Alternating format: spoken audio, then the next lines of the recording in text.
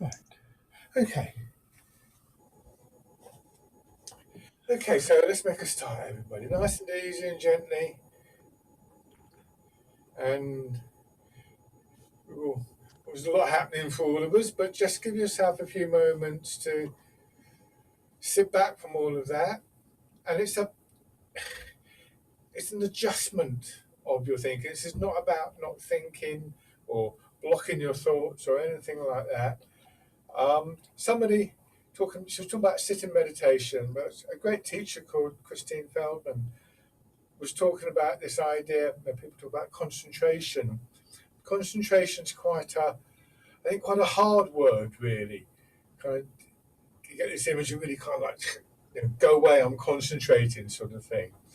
But she had a really nice take on it. She talked about the idea of gathering and herding your thoughts. She talked about how sheepdogs sort of gather the sheep and herd them.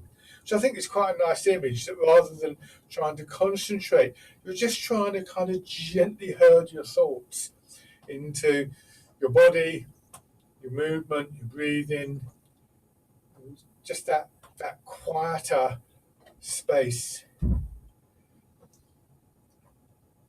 So for me, that's quite a nice image to work with. I've never been comfortable with this hard idea about a concentration.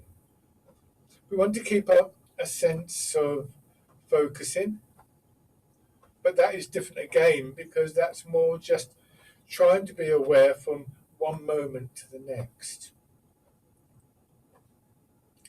So for people interested in that meditational side of the art, one of the most interesting images I came across some years ago, again, it came from somebody teaching sitting meditation, but he described the process of meditation as being like sitting or standing next to a river. And when you do that, you're not trying to block the river, you're not trying to even necessarily concentrate on the river, you're just sitting there or standing there enjoying the passage of the water. And the river flowing past you is a bit like your thoughts. You want your thoughts just to flow past you. And he said, the thing is, every now and then we fall in. So we get caught up in a particular thought stream of one kind or another. And the thing to do there is just to come back to the riverbank, to climb back onto the riverbank. And so for us, is again, posture, movement, breath, rhythm, all of those kind of things are ways of, if you like, constructing the riverbank. So bringing your weight forwards, hips dropping back, soft in your knees, feeling the change in your hips and your back, and that slight releasing in the upper part of your body.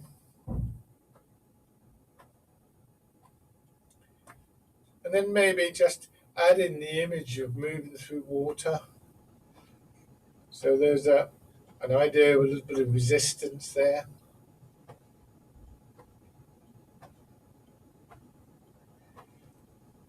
Noticing those areas that may feel a bit stiff or tight. The idea that over a period of time they gradually begin to soften up. Maybe focusing on one part of the body or another. So, for instance, it can be quite interesting to just notice what's happening in your ribs. You've got the ribs splaying out from the sternum, the central bone there, and it's quite soft, the rib cage. It can move. Remember, when you breathe in and out, the rib cage expands and contracts. So as you move, unlike in some other bones, you can perhaps focus on the subtle changes in that whole part of the body. Don't get too stuck on one particular part. That can be a bit distracting if you're not careful. But learning to just again gather your thoughts around a particular area can be quite useful. In Chinese medicine, the saying goes that the energy will follow the thought or follow the mind. So, this idea of the three elements, the movement, the energy, our awareness, our mind, and of course, the physical aspect of the art, all kind of blend and reinforce each other. And part of the idea in Chinese medicine is to get that movement, that energy into those areas where it isn't flowing.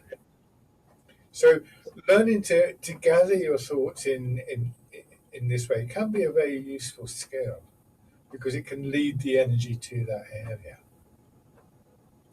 And then just raising your arms a little.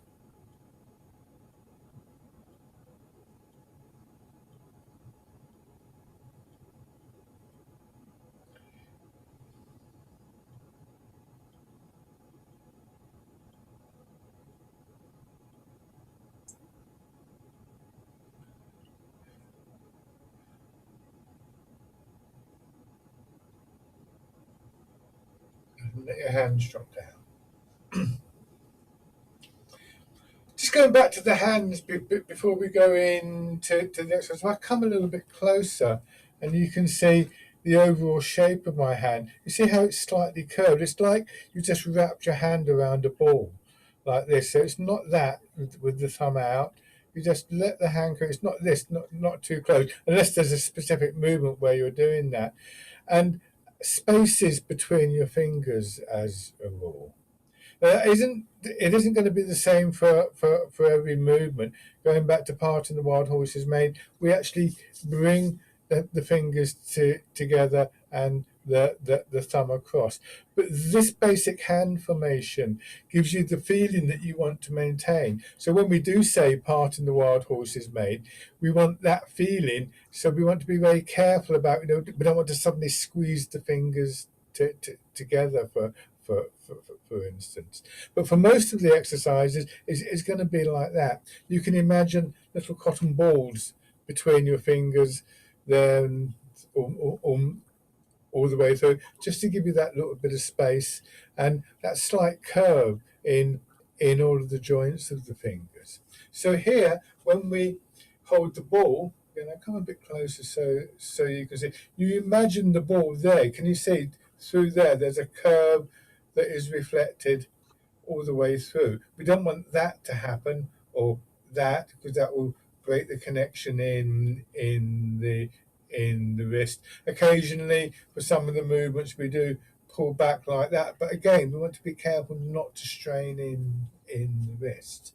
So the first few movements certainly use that hand formation. So sinking down and pushing up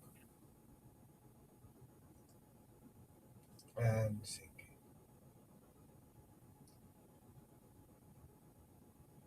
So again, if you imagine moving through water, you're just allowing the water to flow through your fingers.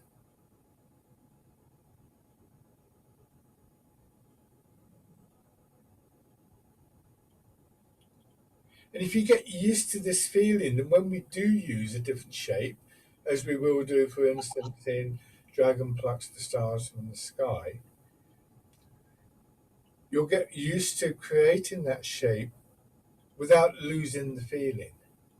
A lot of Tai Chi is like this. We use a kind of ideal situation, an ideal movement to help us to become familiar with a feeling in the body.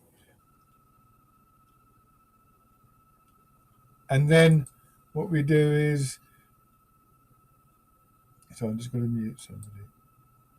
And then what we do is we focus on the feeling and try and get that feeling into some of the trickier movements.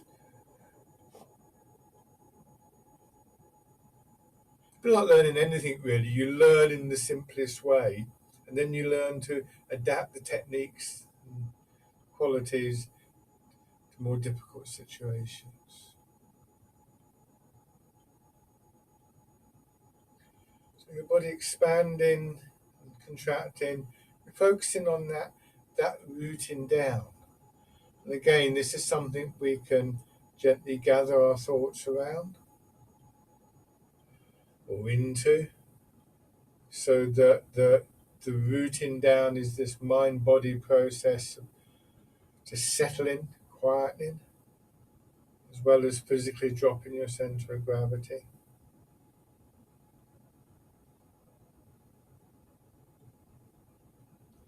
And change to the wild goose.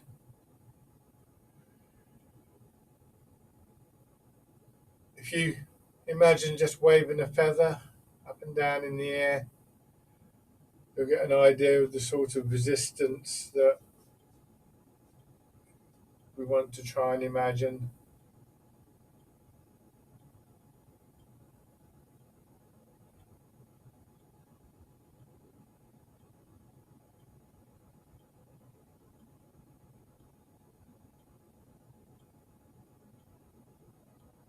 So remember, it's always what we might think of as a soft resistance,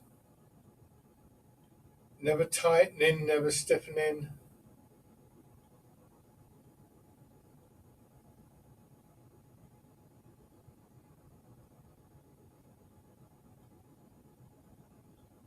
But always with just that little bit of a connection, a little bit of intent in the movement.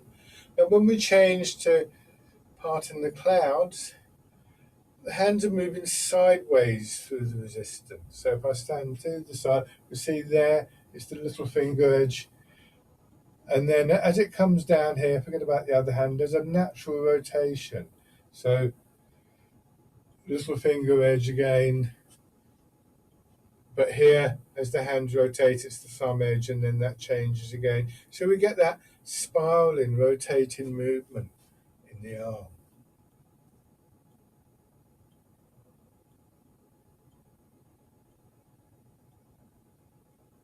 Generally speaking, we don't put a lot of emphasis to start off with on our arms and hands, but that doesn't mean that it's not important. It's just it's not the best place to start. But you've all been doing this for long enough, I think, to be able to take in some of these details.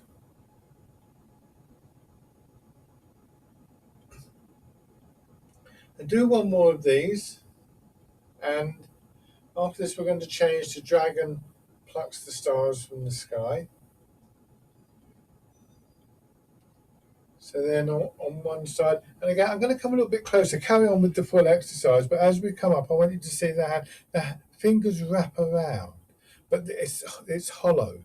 So if you were imagining plucking an apple or a piece of fruit, fruit of some kind off the tree, imagine a plum, you wrap around the plum, you don't squeeze on it, and then you pull down. So aware of that space in the center of the palm of your hand.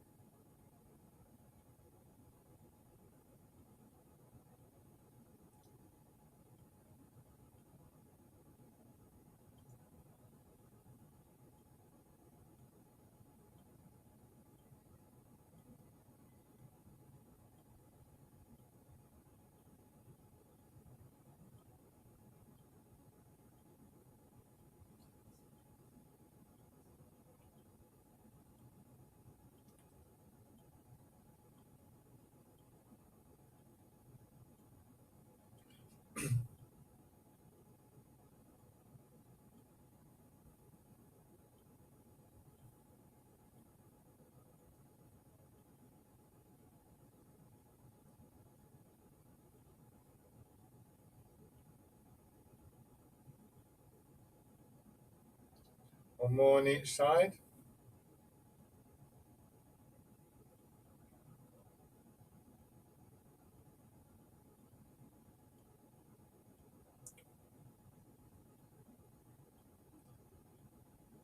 So if we're pushing in 4 directions, we go back to that original hand formation. And so we're pushing up. What you're pushing against, remember, is quite soft. If the image of pushing through water doesn't work, just do the two for the moment. You see there, as my hand comes out. Imagine doing something like pushing against the walls of a bouncy castle. Somebody once said it reminded them of being inside a big ball and pushing out, which Perhaps it's a slightly odd image, but there you go.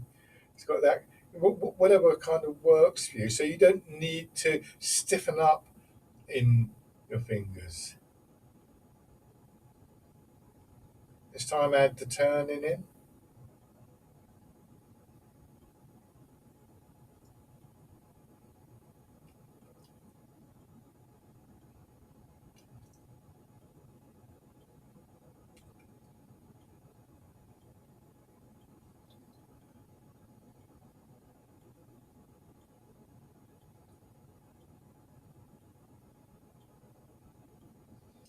So as your fingers come back, there's a very slight pull on the inside of the arm. Again, not a tightening, not a stretch, just a kind of opening all the way down there, particularly with that rotational movement. And you want to try and feel that all the way up into the pit of the arm.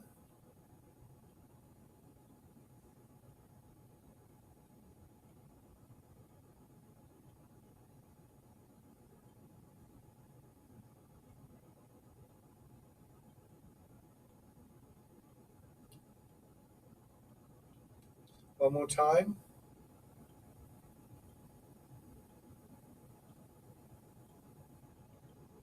But again, even with that pull back, you should not lose the sort of softness, the openness in your hands and arms.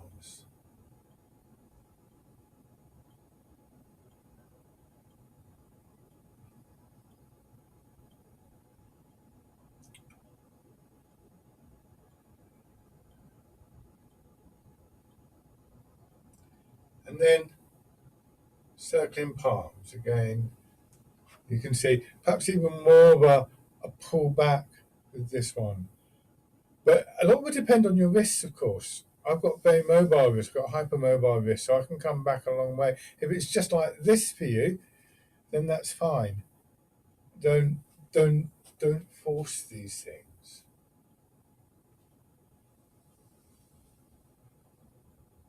So we get used to meeting a point of resistance that it would be wrong to go beyond. Beyond that will create a kind of tightening, a stiffening. So we get that line now all the way down through the body, and then we turn if it's comfortable. And that sense of the boundary, the soft boundary, the soft limit to the movement, extends to the whole of our body and the whole of our movement.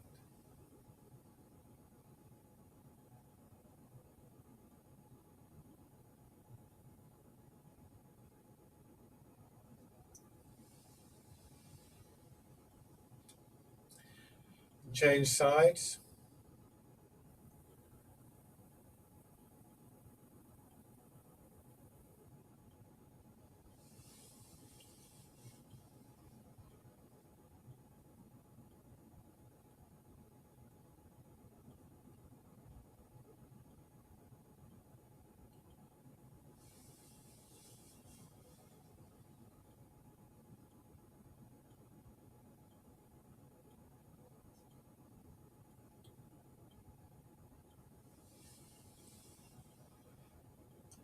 And again, if it's comfortable, add in the turn.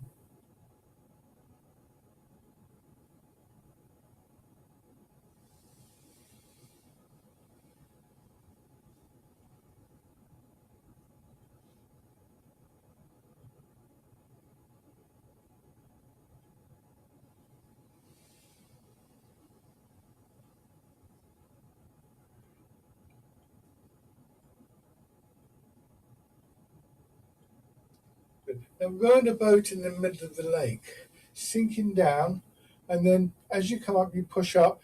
You want to imagine it's almost like you're diving into the lake because you've got that curve all the way through. Then you want to just extend into the rest of those, they're just slipping into the water.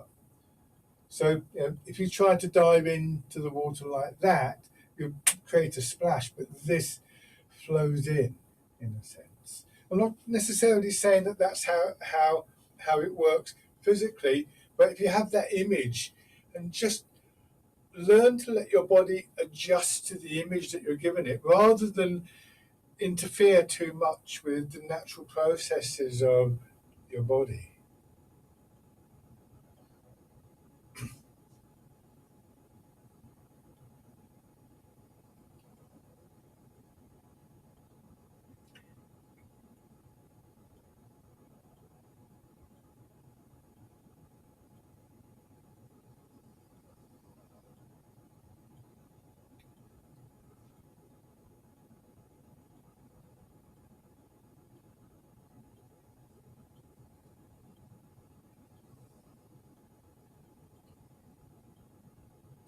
One more time.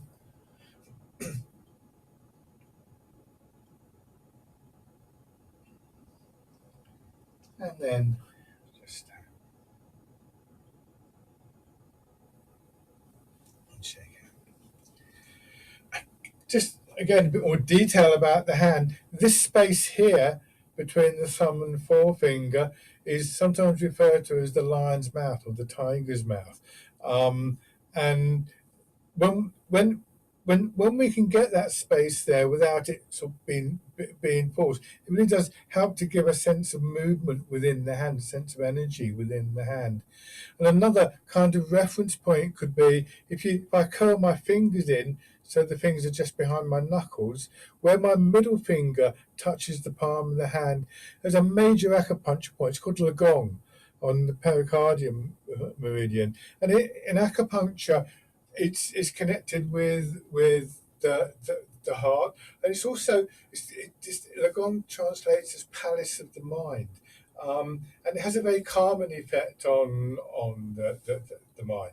And one of the things that we're told to do is to always try and keep that area open, not stiff and tight because now it's hard, but not kind of closed in. So again, that kind of curve in the hand can help with that. Now, just transferring your weight. So all through the body, there are acupuncture points. In acupuncture, there's something like 360 odd points. In Tai Chi, there's maybe half a dozen or so that we try to bear in mind.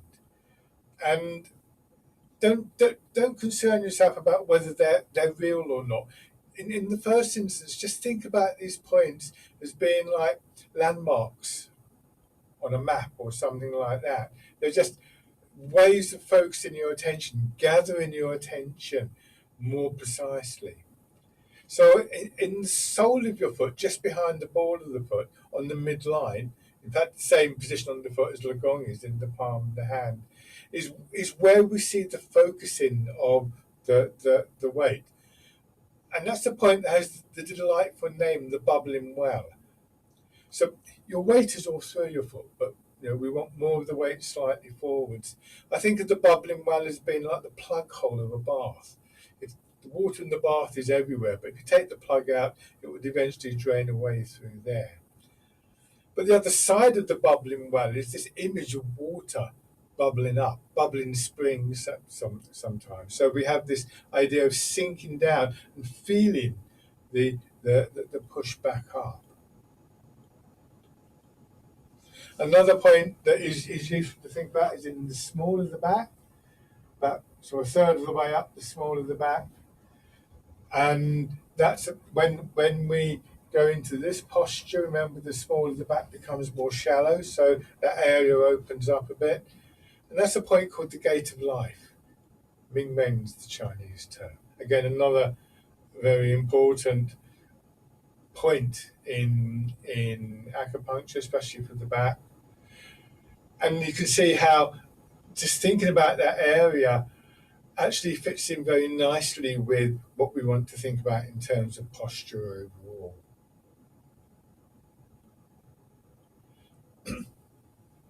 I talked recently about the alignment of our head, where we pull our chin in, and that brings to the top of the head, or it's sometimes known as the fontanelle. It can be a soft spot in babies, more or less in line with the tips of your ears, just slightly back from that, in fact.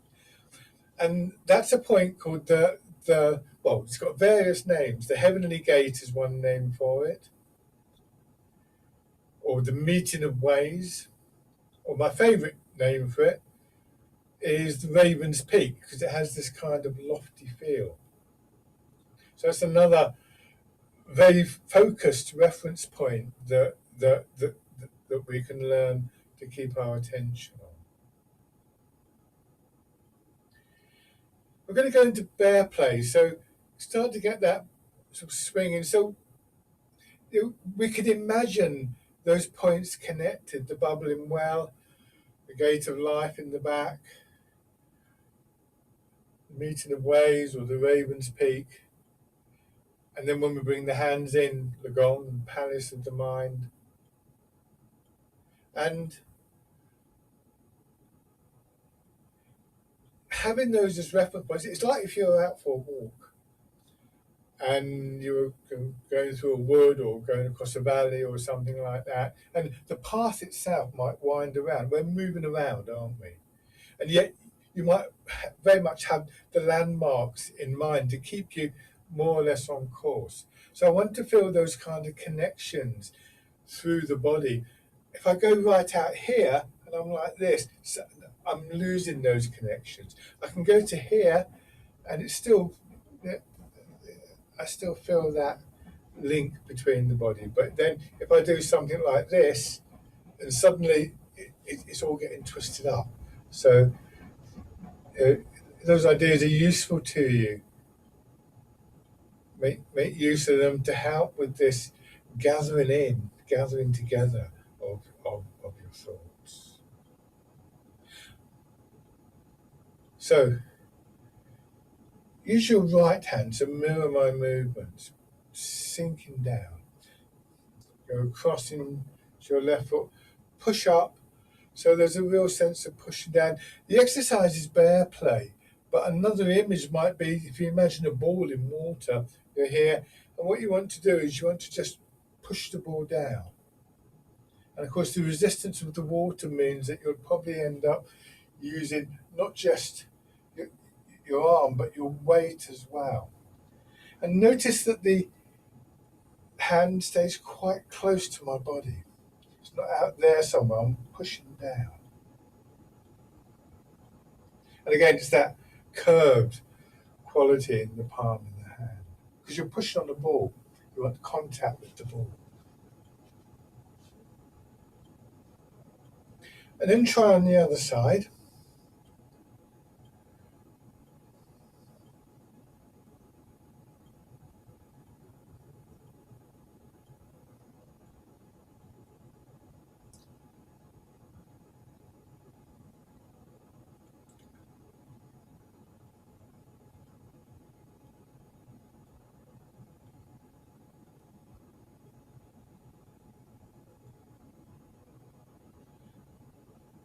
And now alternating.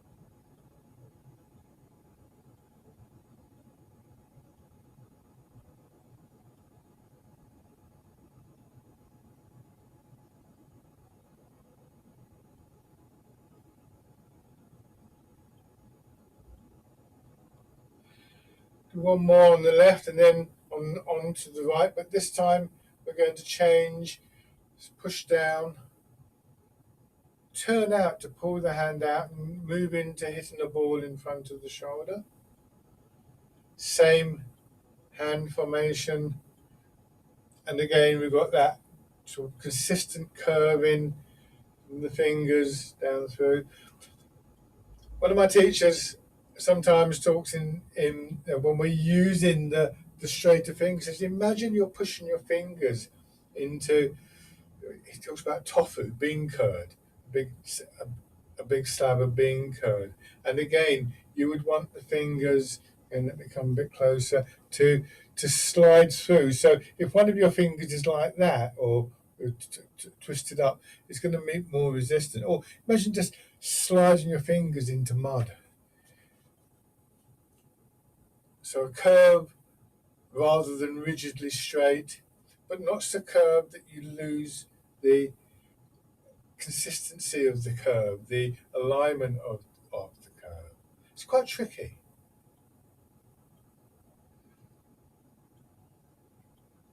And so now you can get that feeling that you're really pushing the arm through. What can be quite interesting, quite windy around here today, is is to try this in the wind, because a good wind will give you the sense of resistance. So there's a difference between doing, say, something like this, where we're sliding the fingers through, and another way, with parting the clouds, we'll talk about the edge of the hand cutting through, and other times we've used the palm of the hand.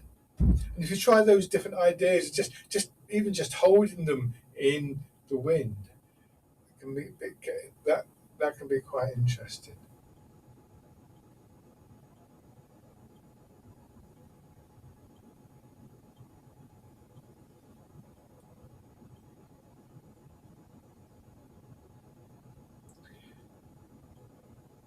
One more time again, we're going to change to cow gazes at the moon. So here, the edges of the hands again, cutting through the air. Trying to get to see there. Can't really see that well. Slicing through, yeah, almost like you're slicing something. And when we do this, it wouldn't be the thumb, because the thumb is actually quite out of line if it's out there. But the thumb is more or less parallel to the first finger, and so it's that edge of the hand there, edge of the hand and the arm, that slices through the air, still keeping the point of the gong open. So you just gently let the thumb sort of fold in.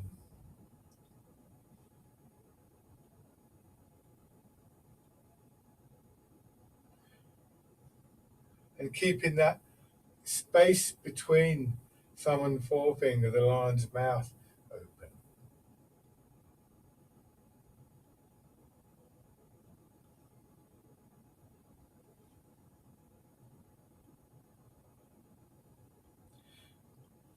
One more on each side, and then we're going to change the part in the wild horse's mane.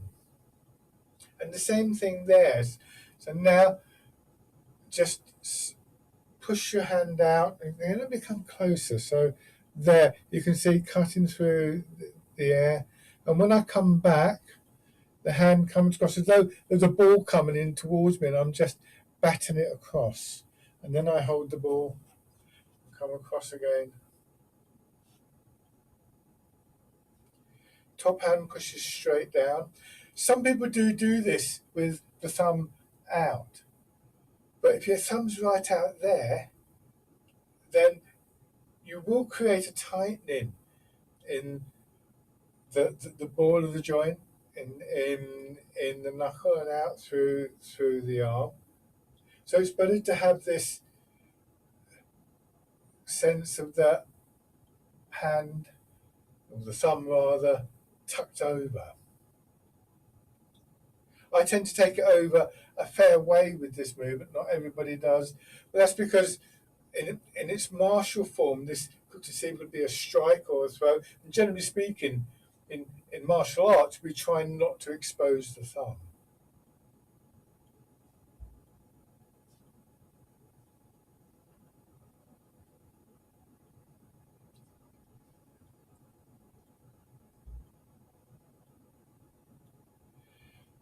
So one upshot of all of this is that we get a greater sense of circulation, movement through our hands and our fingers.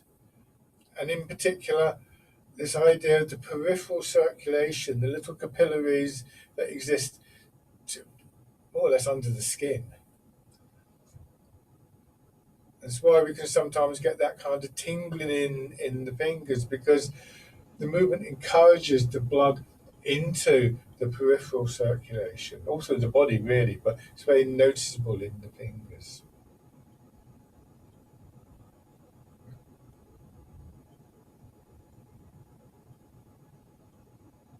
And particularly in the colder weather, because obviously the body will tend to naturally withdraw blood from the tips of the fingers in the cold. So it's quite good to restore some of that peripheral circulation.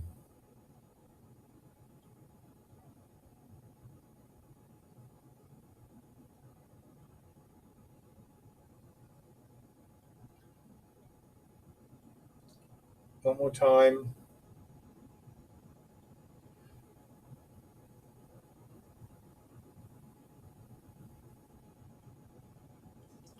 And then stand.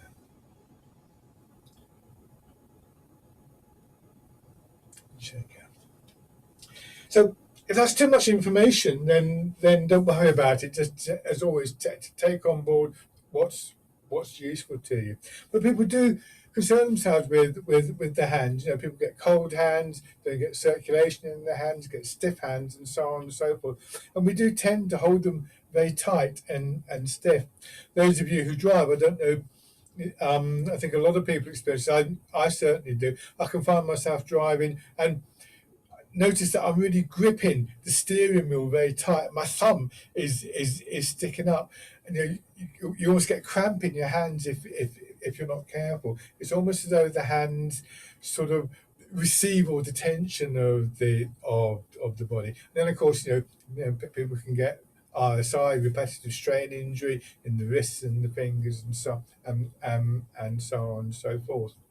A general kind of rule of thumb, if you'll pardon the pun, is if you see my knee, if I put the palm of my hand, that point of the gong, on the kneecap, and then what I do is I just let my fingers gently fold around, wrap around my knee, and that gives you the basic hand formation. Another way of doing it is to put your hand there. That doesn't feel quite right to me. I suppose it depends on the shape of your skull. That feels too bent. For me, the knee feels better. So this is just the general kind of shape of the hand, and anything that we do with the hand, like with Dragon Plucks the Stars from the Sky, should be an evolution from that, a development from that, without losing that basic quality. Now have your foot forwards and transferring your weight. If you think of the bubbling well, that point in the sole of your foot, that's a good location to focus your attention on. It's almost like there's a thread of elastic coming up from that to your hip, and then to the center of your body, or maybe even that point in the small of your back, and up to the crown of your head. So as you go forwards, the elastic extends out, you sink into the front foot, but then in the back it contracts and it pulls you back. So this can help you to keep that sense of your weight being very slightly forwards, but without going too far forwards. With the weight forwards, it encourages your hips to drop back and that lengthening of the back that I mentioned before.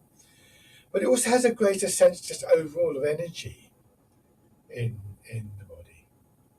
If you think about it, if you watch a long distance race, they don't get right down at the start on the blocks or something like that, but they don't just stand around like this waiting for the gun to go. They're kind of slightly forwards. So there's just that little bit of intent, a little bit of energy in the overall posture and the overall idea.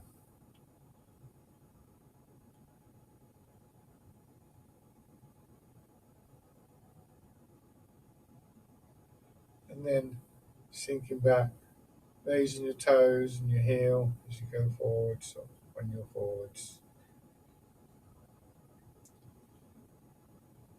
So again, it can be useful to be aware of these reference points, these acupuncture points, Zubos, they're sometimes referred to.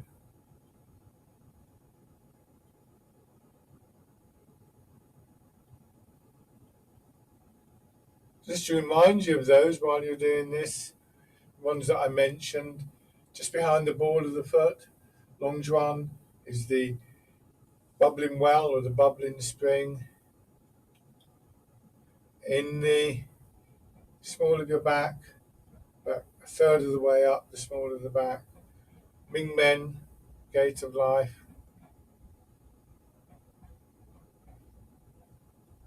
The crown of the head, can't remember the Chinese name offhand, but I think of it as the Raven's Peak. It could be the meeting of ways or the heavenly gate. In acupuncture and acupressure, we used it as a way of kind of gathering as well. Hence the gathering of ways. It can be quite a good point for people, a bit fuzzy in their head. And the gong, the palace of the mind, the palm of the hand. And then just stepping in.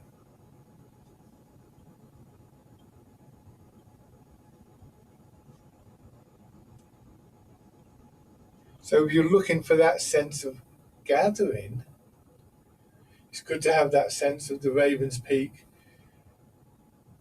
There's an alertness perhaps there. But taking the points as reference points can be a really good way to really focus your attention.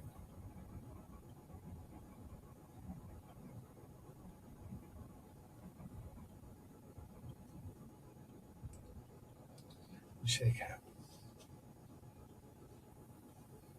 And then, once again, transferring your weight.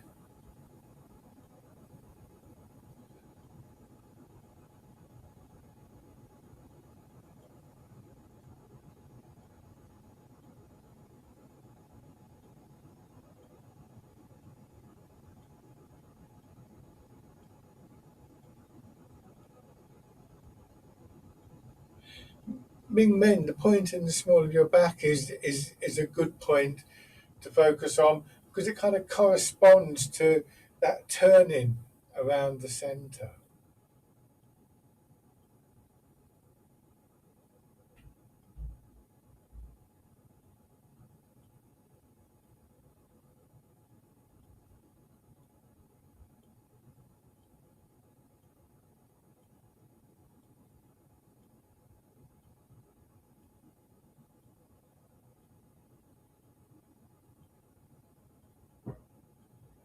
And then raising your toes and your heel.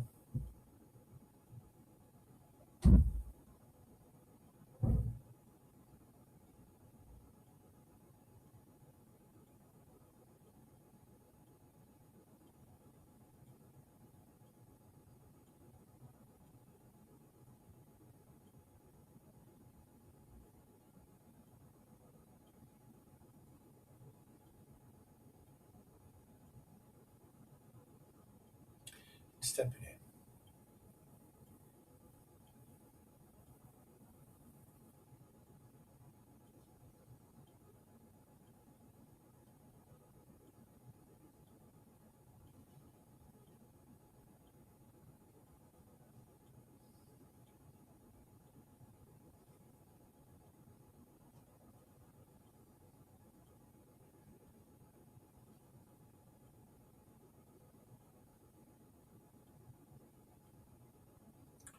Good. Shake out.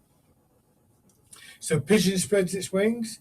You imagine, again, you can see all the way through. There's that curve there from the shoulder through your elbow, through the wrist, to the fingers. If you imagine like your arm has been like a drain pipe on the side of your house, a gentle curve like that, the water will keep flowing. If you've got a really tight curve, you've got that kind of thing, the water will get blocked there.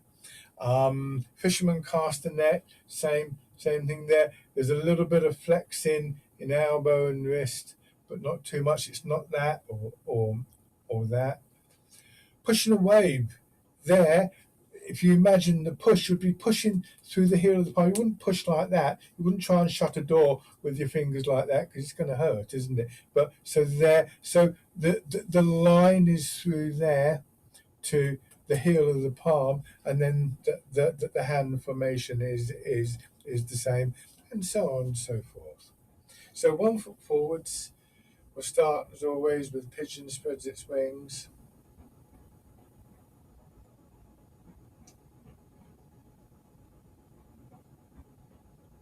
And with the spaces between your fingers and the thumb and forefinger.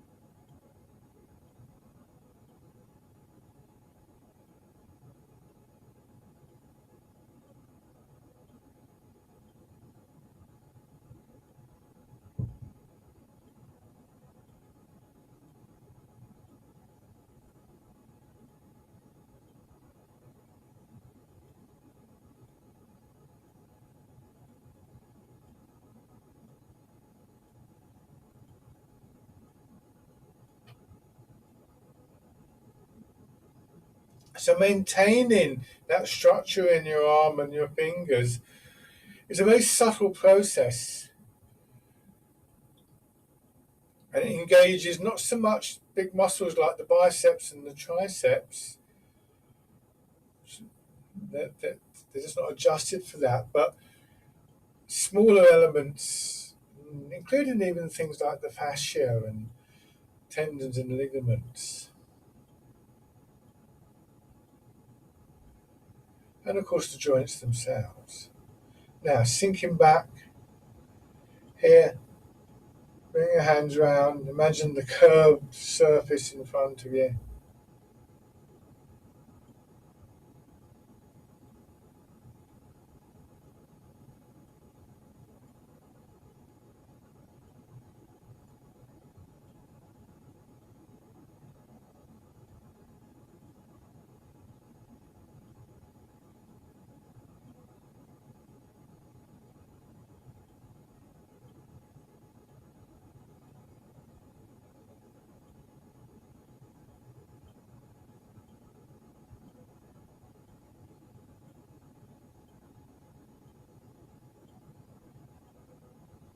And then fisherman cast the net.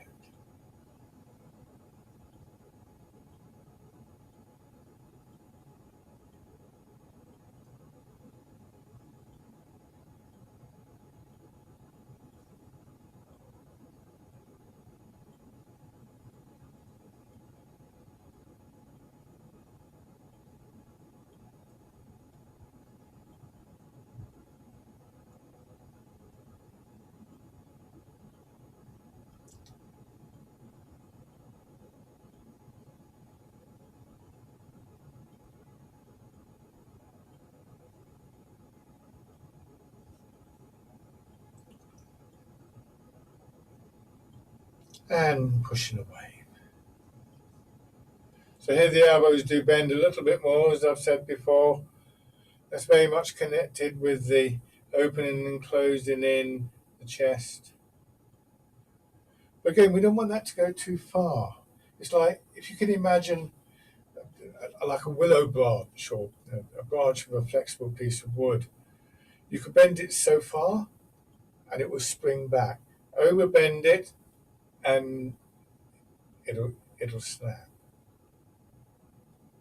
So again, we want to just judge for ourselves, really. You know, how far is it appropriate to let these movements go? Can we spot the signs that the sort of state of the body, the quality of the movement all the way through our body is about to change? Once again, letting our thoughts just coalesce around that, that process.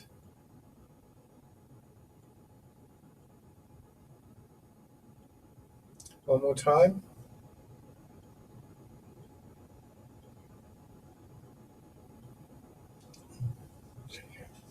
We do this all the time.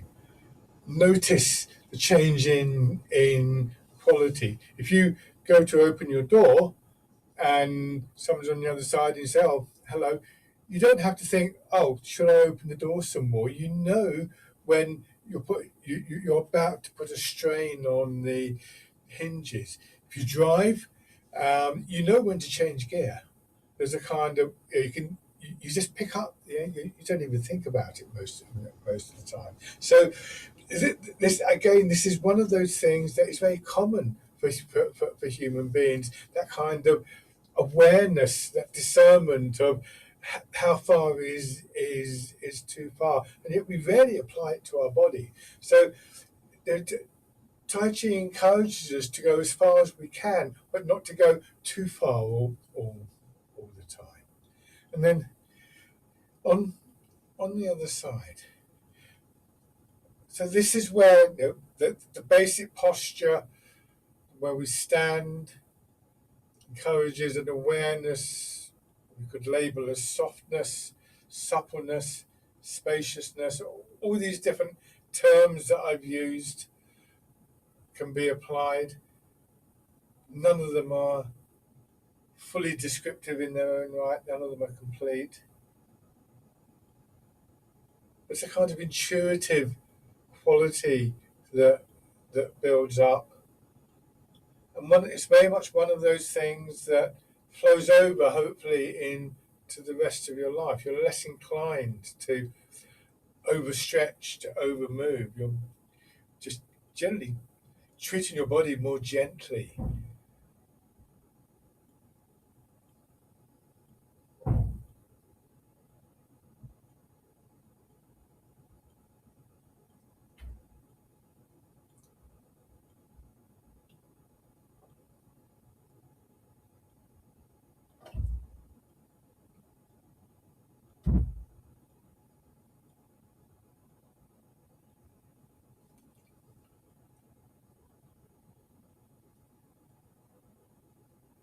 And then changing.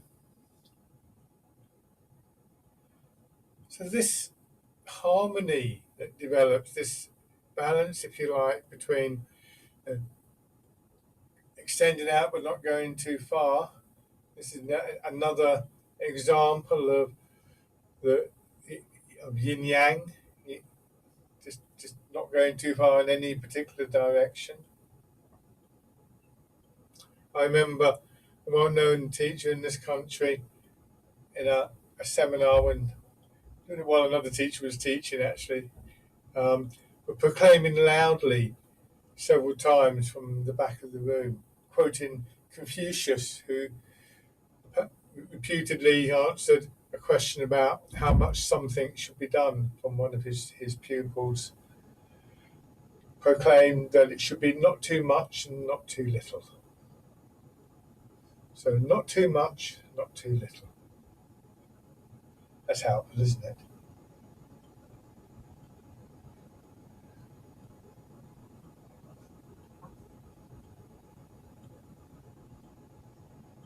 And then Fisherman Castanet.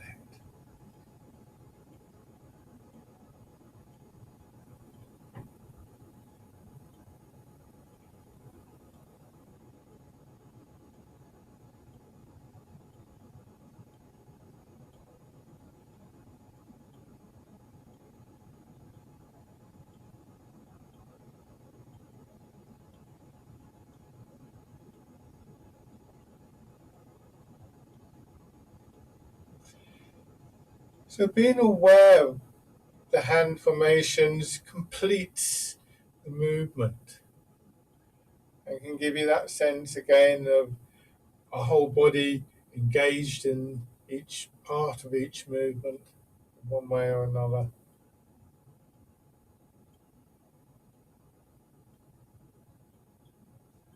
Encourages our awareness into the periphery of the body, pushing away.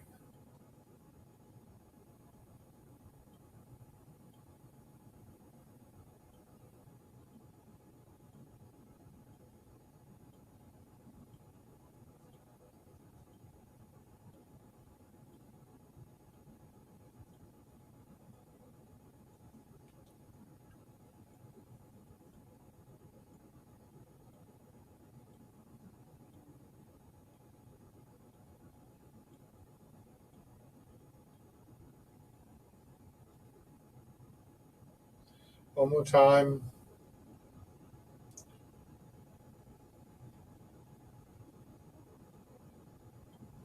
Good. Shake out. Rubbing your hands together.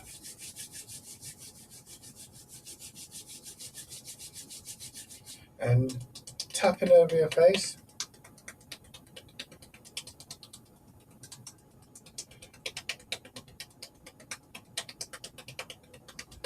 Over your head and neck.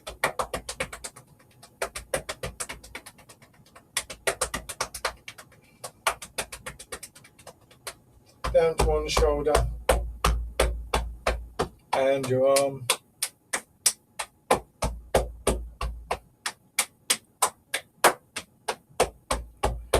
The other side.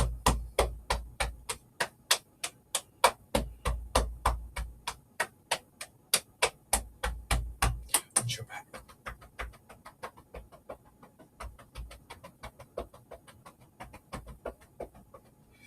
Around your hips.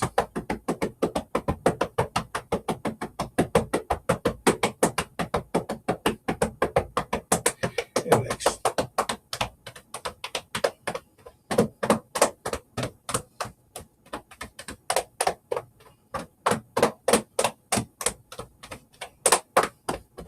Light on your belly.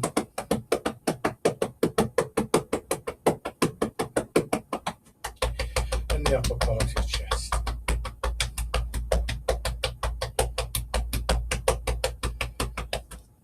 And shake out.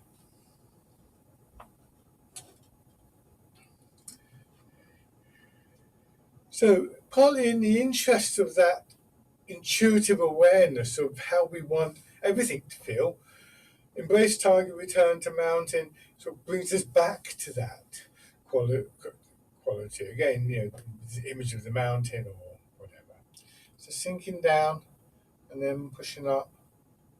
And not only what it is we come back to, but also how we might come back to it. And as I pointed out in the past, it could be many things that actually trigger that for you in all sorts of ways, but just pay attention to your hips and your lower back. If you imagine that thread of elastic from the bubbling well to the hip, then even as you push up, there is still a sense of being drawn downwards at the same time. And so coming back into the root, it's just a yielding to that quality. Moving away from it is a gentle push away, but not to the point where it creates a tightening and a stiffness. So in fact, if we can think of it in those terms, we are always connected to the root when we extend out, as well as when we draw in.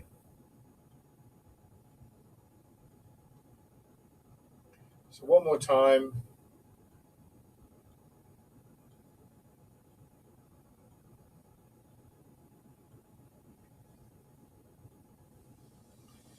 And stand.